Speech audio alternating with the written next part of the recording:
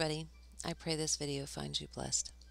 So this week I am playing around with some polymer clay. The polymer clay I'm using is a baked clay. You bake it to harden it. And here is a bowl that I did a couple weeks ago with a cane that I made out of polymer clay. Kind of looks like kiwi. I didn't purposely make it look that way. It just ended up looking that way. And I put a few pieces in and filled in the gaps with white resin. I have a little bit of green swirled in there, but most of that got turned away. This particular bowl is a cherry bowl, and I coated it with resin. And this next bowl that I'm going to turn in this video, I'm going to do things a little bit differently. I'm still in the testing process with this polymer clay, and I want to see what works and what doesn't work. And so yeah, in this video I'm going to share with you some of the canes that I have already made and that I plan to use in future projects. The original audio of this video when I was making it didn't record for whatever reason. I've been having technical difficulties this week, but that's why what I'm saying doesn't match with what my hands are doing. Anywho, these are some canes that I already have made. I've been messing around with different colors and blends and just kind of following tutorials on YouTube. Some of my favorite polymer clay tutorials, I'll put the links for them in the description below so you can check them out and see exactly what this is all about. Making canes, polymer canes, is really nice during the summer months because then I can sit inside and enjoy some AC and still make something that I can use in my wood turnings. And I'm always trying to use different mediums, art mediums, different creative things to incorporate a lot of things that I love to do in my wood turnings, and it's really fun experimenting with it. The type of clay that I'm using in this video is SAFTEY clay. This could be purchased at Hobby Lobby. You can get it on Amazon. I think Walmart may still sell baking polymer clay. Polymer clay you have to bake instead of air dry. I've never used the air dry, but the SAFTEY seems to be the best. I have used clay that I've purchased on Amazon that are a little cheaper, and I can tell you there is a big difference in brands. I would not suggest using the cheaper clay that you buy on Amazon, like off-brand stuff, because I have tried it and it crumbles. It just doesn't work well as far as working it as well. So there is a difference in clays. And so SAFTEY, Primo, and if you go to some of the YouTube videos that I put in links in the description, you'll see some of the clays that they use professionally. Now here are some supplies that you may or may not have on hand, but I don't go out and purchase special things. I just kind of use what I have. My daughter has a clay set that she uses for pottery and everything else, so I kind of just nabbed some of her tools.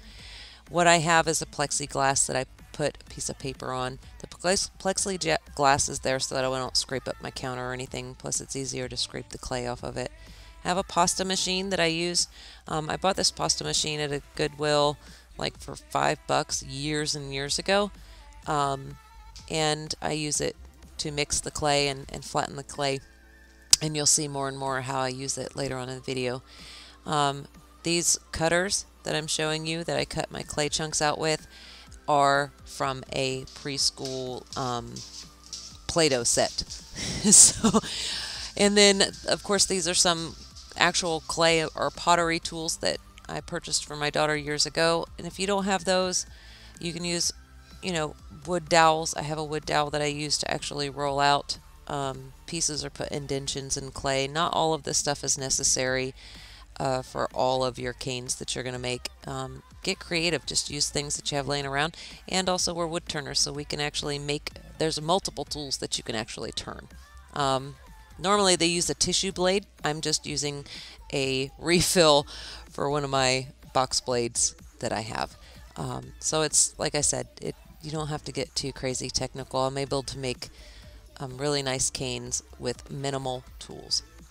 Right now I'm creating something that's called a Skinner blend. I think that's exactly what it's called. Like I said, I'm not going to get too crazy technical on what all this stuff is called because I really don't know. I'm kind of just going on YouTube and seeing what those ladies are doing, and then I'm just duplicating it. So the idea is to blend these three colors together so they don't have that harsh line. They just have this beautiful, like, fading into one another effect. And once I get that blend, I'm making it into a really long strip by adjusting my my pasta machine so I can lengthen out this strip, and then I'm going to roll it up, and I think they call that a jelly roll. You can fold it like a fan fold, or you can roll it up, and it gives you different effects. And for this particular cane, I want to kind of keep it simple and then just show you how you can like add just randomness to it. Now I have three separate jelly rolls that I want to make, because I'm gonna kind of make like a kaleidoscope is what they call it, cane. And so I'm going to do the rest of those off camera. You've seen the gist of what I did with the black and teal one and white one. So I just did the same exact thing with the other three colors. Now I'm cutting a piece of black because I want to start adding some details inside of the cane by cutting it and then adding a little black strip, not to the whole piece that I'm cutting, but just to where it would be on the inside, so it kind of like stems out. It's really hard. I really apologize. It's hard for me to explain these things, but if you go to people who actually know what the heck they're talking about on YouTube, you'll get a better idea, and maybe they'll be able to explain exactly what they're doing better than I can. Like I said, I didn't want this to really be a crazy tutorial on how to do polymer clay and everything about polymer clay, because that's not what this is. Like I said, I'm in an experimental stage where I'm just kind of having fun, throwing things together, seeing what I can create, just being able to work with my hands and do something that's different, that I enjoy doing, and that's really what this is all about. So I apologize. I'm not going to be the best or even near good tutorial on how to make polymer clay canes. I'm just kind of throwing things together and seeing what happens. So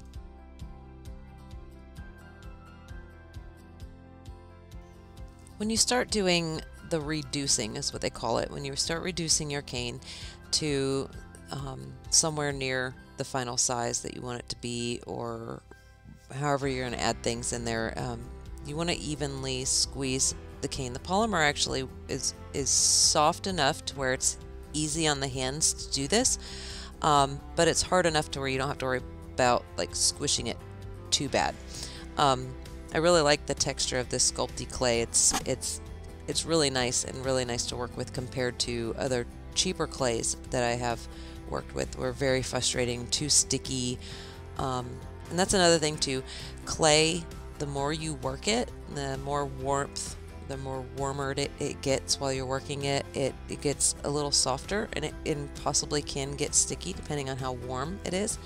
Allowing it to rest and just cool off will help get it back to that more firmer texture. But this whole time working it, I didn't have any problems with it being like too sticky or hard to work with. It was very easy to work with, and it's fun. It takes you back to kind of your, messing with Play-Doh days when you're a kid.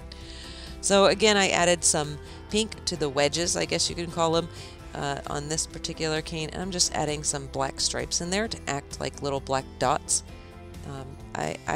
I honestly did not go into this with the plan. I just picked some colors and said, well, I'm just going to throw some stuff together and see what happens. I don't have an idea of what this is going to look like in the end. I kind of prefer doing it that way. I just see what happens, and then from there I can decide how I want to plan. For this one, I decided to cut it in threes, and I didn't exactly cut that center slice very well, but it really doesn't matter. I mean, unless you have a particular look you're going for, at this point it's just throw some stuff in there and see what happens, see what it looks like, and just create. So like I said, back when you're reducing it, another reason why you squeeze it evenly like that is because you want to try to get the air out of it. If you have air pockets inside, when you go to cut it and slice it, at the end you'll have these gaps and holes. So evenly mashing it, and I say mashing it, reducing it helps to eliminate the air. And if you do get some air, just take your razor and poke it in it, and it's easy to work it out without, you know, messing it up. So at the very ends get very distorted on canes. So as I go, I kind of cut the ends off before I start manipulating it in any other way. So I decided I want to do triangles because adding triangles to each other is a lot easier than trying to add circles to one another without using filler clay, and I didn't want to get crazy detailed, so I'm just trying to use some simple shapes that can be put together to create the cane. And so I'm mashing this evenly in triangle shape, and I'm doing that for all of these canes that I just made. I'm picking which sides I want to be the peaks and then going along and mashing them. And you'll see I'm made them all in similar lengths, and then I'm going to cut them in 3 separate chunks, because 2 of these canes I'm going to put together right now, and then the other 3 I'm going to set aside to do something with them to make a little different looking cane, to show you that you can make different looking canes with the same blends that you do just by positioning them differently or adding something to them.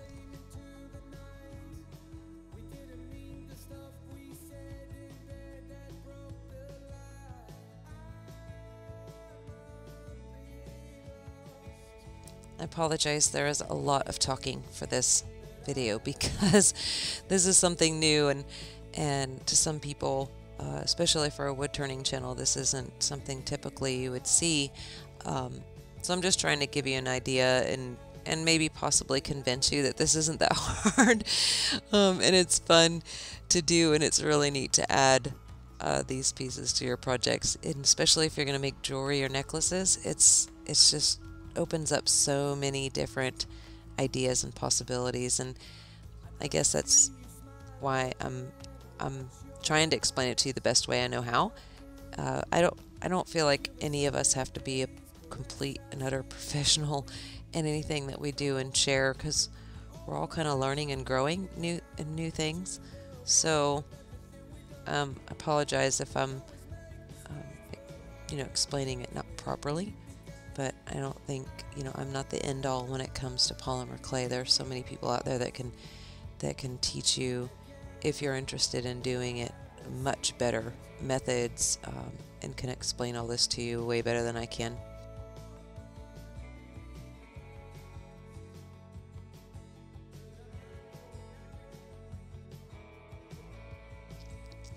I'm reducing this by pinching it evenly on both sides more than I am rolling it. Rolling it causes the cane to twist inside, so it distorts it. Just to warn you, rolling it was just to get it to kind of like smooth to where all my paw prints on it are smoothed out. But you don't want to roll them too much to reduce them, because it will cause some distortion.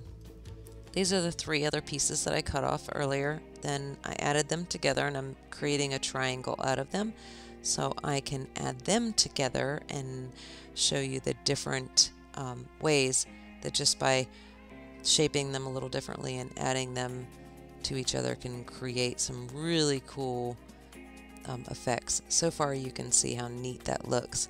I mean, this is the part where it really gets exciting, because you've done all that mashing and rolling and adding colors, and then you start to cut it and add it to each other and put it together, and this is where this is where it pays off.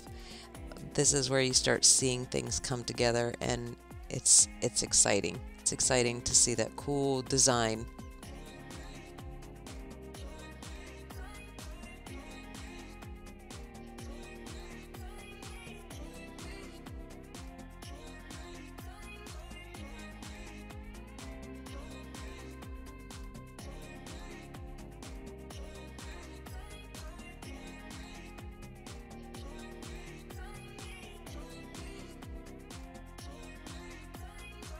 As you're creating these, you can visualize all the different things that you can put this in.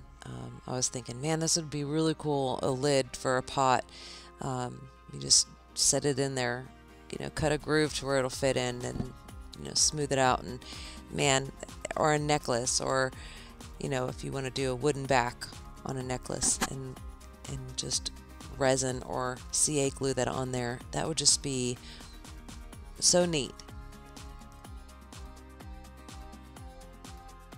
The awesome thing about these canes is that you don't have to reduce them down really small. You could leave them in large chunks and then just reduce them once you kind of have an idea of what you want to put, a project you want to put them in. So, and you don't have to bake them right away. You can just put them in a plastic bag and set them to the side, and once you have a project that you plan to use them in, then you can shape them and mold them whatever size and shape you want them for your project, and then bake them. And there you go. So you don't have to use these canes right away.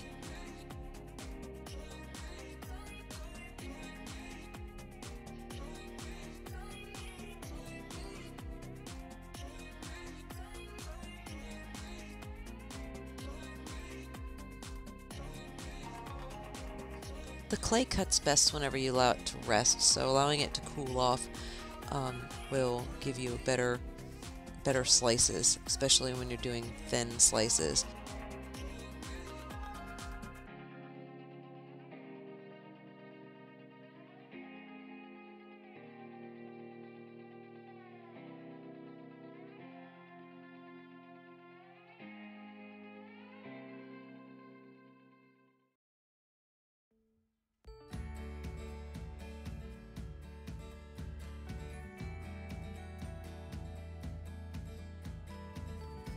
These are the same canes that I started out with, but just positioning them differently gives you different patterns.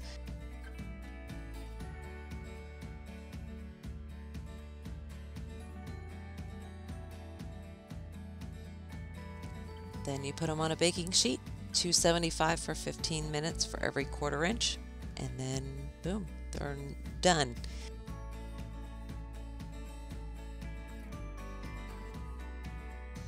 I laid out all of the polymer clay canes that I already made onto the piece just to see which ones I wanted to use for this size.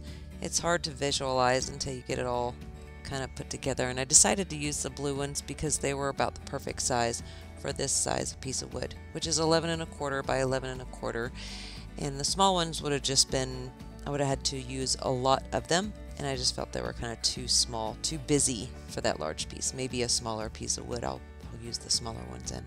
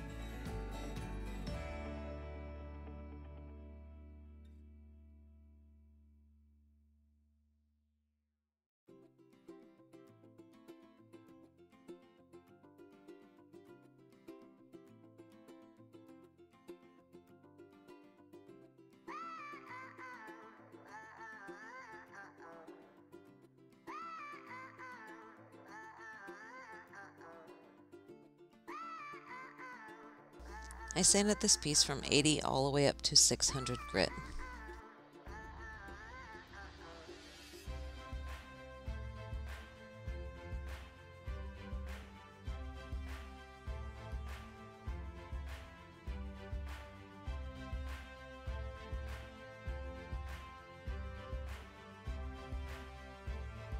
I tried to use the general finishes, the salad bowl finish, or the bowl finish I think they call it now. The last batch I got was actually a bad batch. I actually called up Jim Sprague and asked him, you know, why wasn't my product looking like his and why wasn't it working, and found out that I had a bad batch. So I reordered some. This definitely went on a lot better than the last batch that I got. It stayed sticky for 7 days. I couldn't figure out what I was doing wrong. This is pretty much a wipe on. It does show streaks, and I put a total of 4 coats on here, so in between each coat I would use steel wool to smooth it out, and then I eventually switched from these paper towels to a real soft cotton cloth to apply it because I could see the streaks from the paper towel, so just give you a heads up there. To fill my hole, I just took a piece of the polymer clay that I used in the top rim, and then cut it to fit, and CA glued it in there. I was going to put my logo with resin in the bottom of it anyway, so I just figured to add that cute little feature to fill my oops.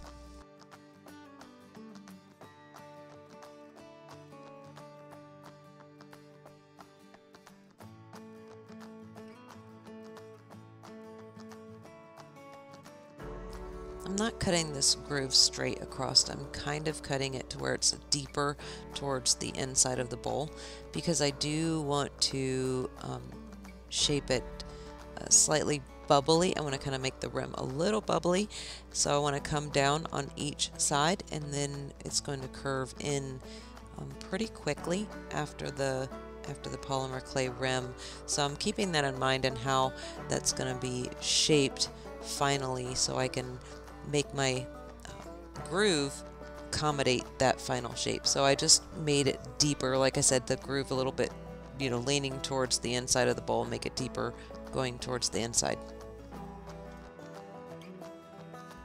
I'm using fast set resin because my original intention was just to glue these down to hold them down while I filled it, but I ended up not having to do that, which was great. I'm using Artesa's lettuce green, and I think that's moss green.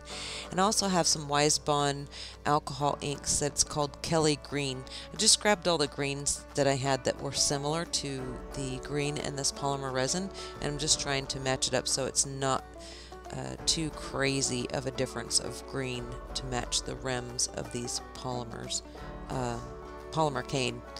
And this ended up, these grains mixed together ended up being perfect. It worked out perfect. And like I said, my original intention was just to use the fast set to hold these down and then come back and fill it. But I didn't have to do that. There was plenty of resin there, and I didn't have any air bubbles. So I was pleasantly surprised. It saved me several hours and another step.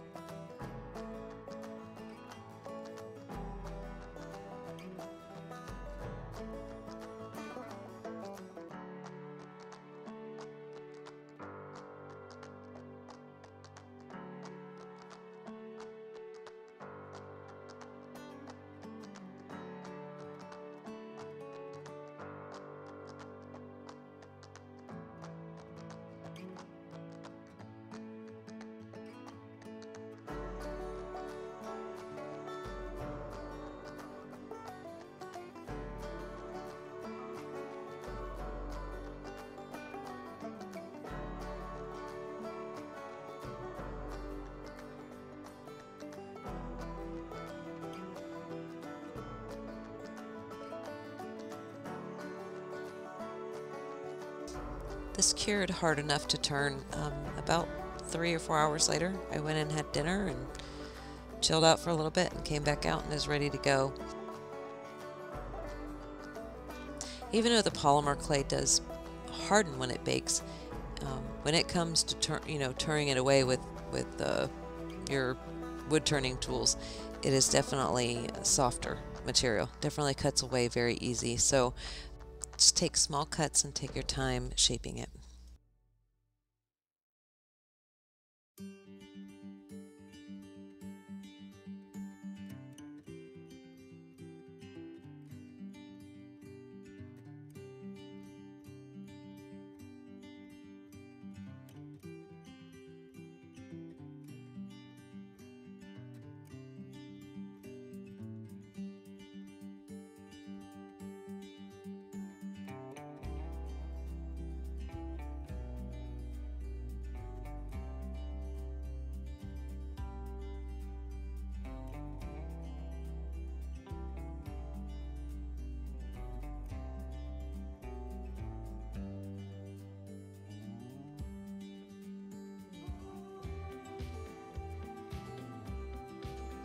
I'm using fast set again, but clear this time, to paint over the polymer clay and to fill any holes that might be in the clay canes when I first started, or any holes that could have been left in the resin, being I did use a fast set resin to begin with.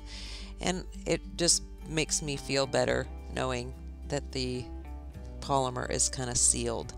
Even though I'm going to sand this back later, it just I guess peace of mind, if anything else, that any holes or any gaps or whatever that could be in there are all sealed up. You can also use CA glue to seal that up. CA glue sticks really well to polymer clay, and I've used it on polymer clay pen blanks.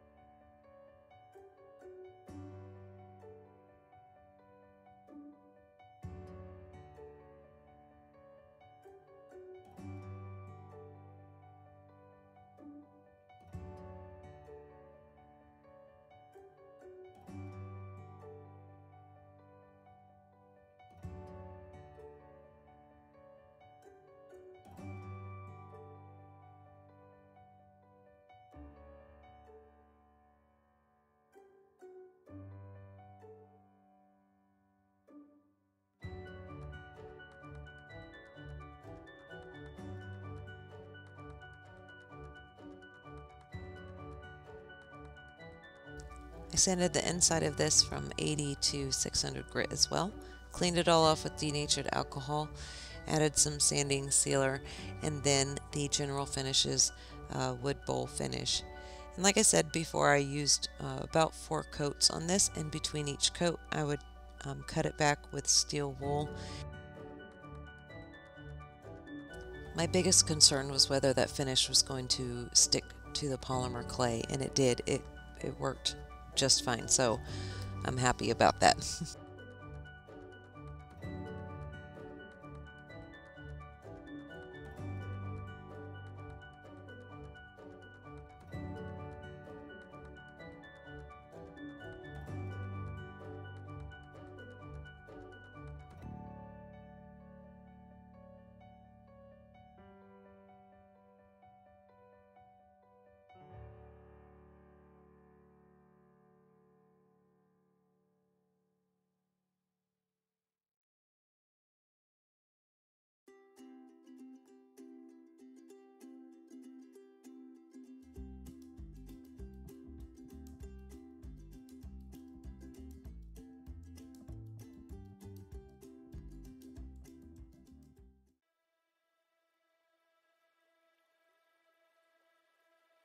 I want to thank you all so very much for watching my videos, and hopefully this video was inspiring. And I'll definitely put the links to all the polymer clay artists that I have watched, and maybe some more others as well that you can watch to get a better idea and a better tutorial on how to do polymer clay. But anyways, I really appreciate you all for watching. Take care and God bless.